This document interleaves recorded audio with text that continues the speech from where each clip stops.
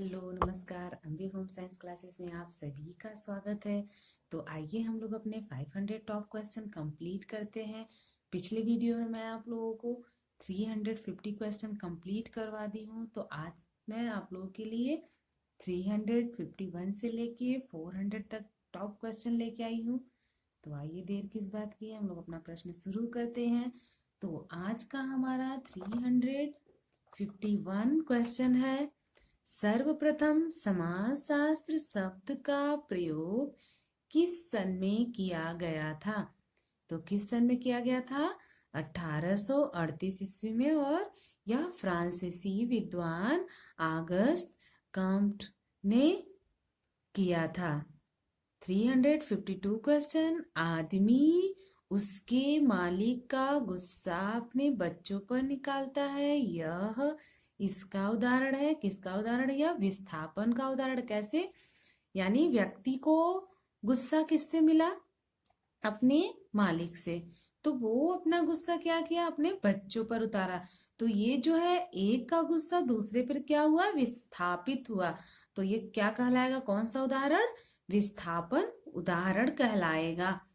353 question, एनुरेसिस व्यवहार में कौन सी समस्या होती है? तो बिस्तर गीला करना जो होता है वो एनुरेसिस व्यवहार कहलाता है। 354 क्वेश्चन, व्यवहार करने का निश्चित, स्थायी और विशिष्ट तरीका कहलाता है। तो सील गुण जो होता है वो विशिष्ट तरीका कहलाता है। 355 क्वेश्चन, बच्चों के व्यवहार के अध्ययन की कौन सी विधि श्रेष्ठ है? तो अवलोकन विधि श्रेष्ठ है। 356 क्वेश्चन, माता और शिशु के बीच में बनने वाला प्रथम बंधन क्या होता है? लगाव।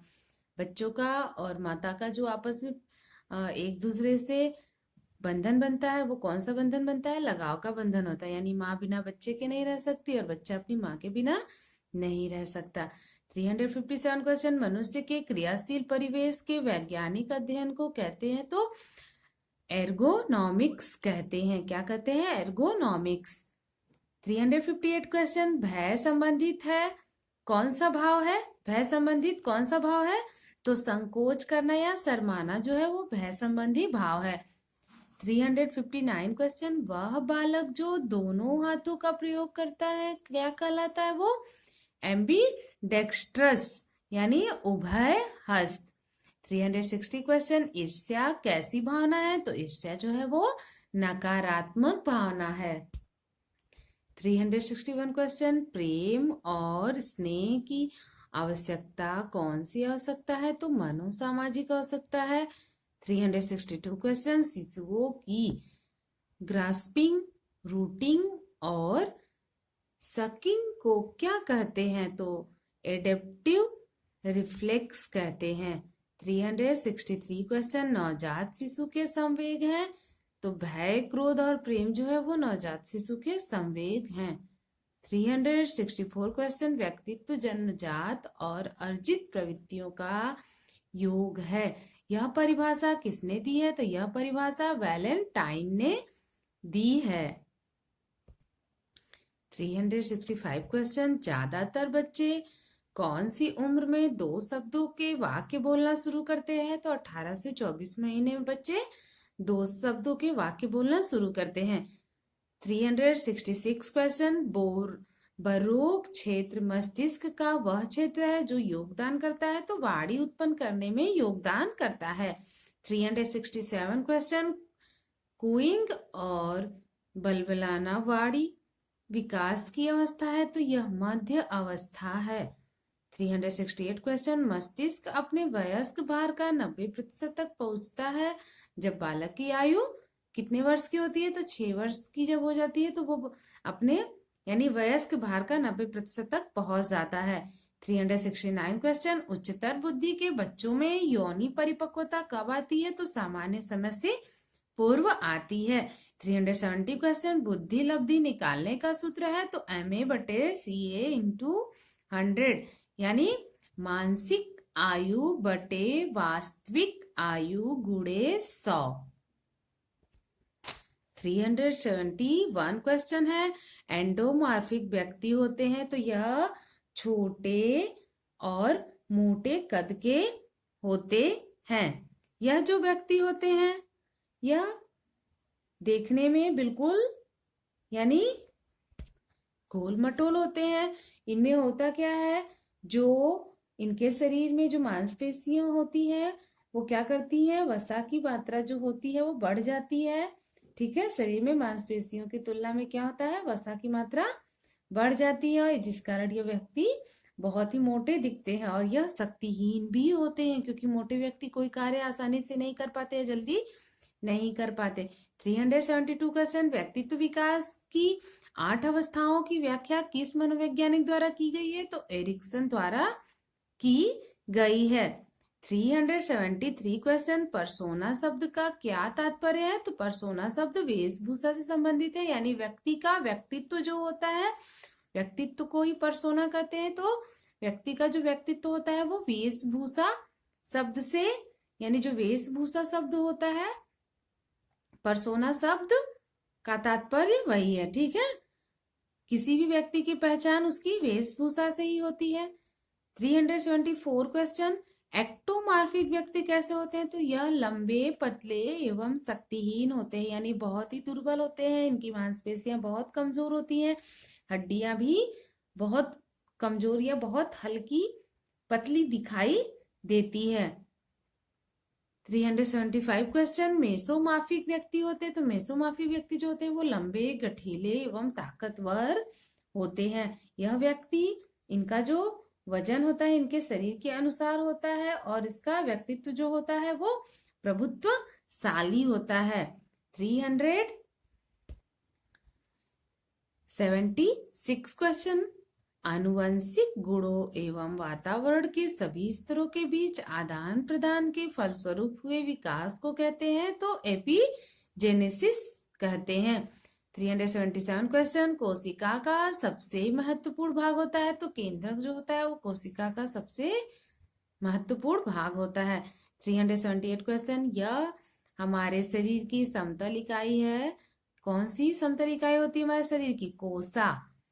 कोसा जो है वो हमारे शरीर की समतल इकाई है। 379 क्वेश्चन, कोशिका के ऊर्जा गृह किसे कहते हैं, तो माइटोकांड्रिया को ऊर्जा गृह कहते हैं। 380 क्वेश्चन, एटीपी का विस्तार क्या है, एडेनोसिस ट्राइफॉस्फेट। 381 क्वेश्चन, कीटाणु कोशिकाएं जिस प्रक्रिया द्वारा बनती हैं उसे क्या कहते हैं, तो मियोसिस कहते हैं।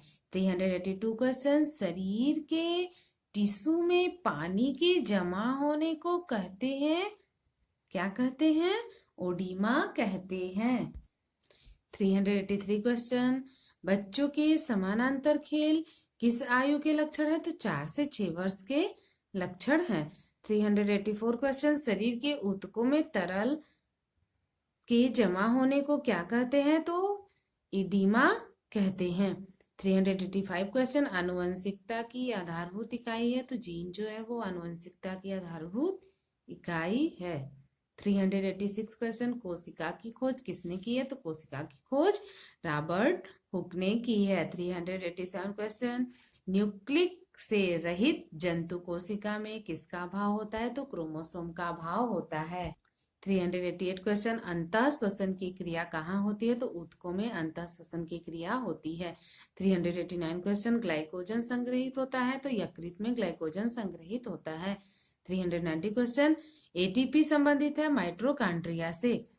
391 क्वेश्चन, पेशियां किसके जमाव के कारण थक जाती हैं, तो लैक्टिक अम्ल के जमाव के कारण थक जाती हैं। 392 क्वेश्चन, पैर की उंगलियों को पंखे के समान फैलाना कौन सी क्रिया कहलाती है, तो यह सहज क्रिया कहलाती है। 393 क्वेश्चन, मनुष्य के शरीर में पसलियों के कितने जोड़े होते हैं, तो पसलियों के 12 जोड़े होते हैं। 394 क्वेश्चन, पेशियों के सिरे अस्थियों से के द्वारा बंधे रहते हैं, तो कंडराओं के द्वारा जो है अस्थियां पेशियों के सिरों से जुड़े रहती हैं।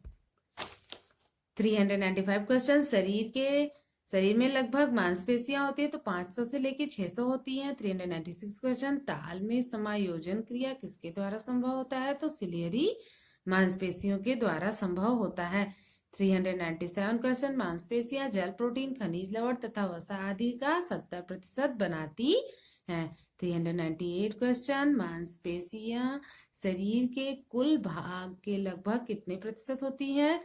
तो 50% होती हैं। 399 क्वेश्चन, किसके द्वारा शरीर की गति संभव होती है? तो मांसपेशियों के द्वारा शरीर की गति संभव होती है।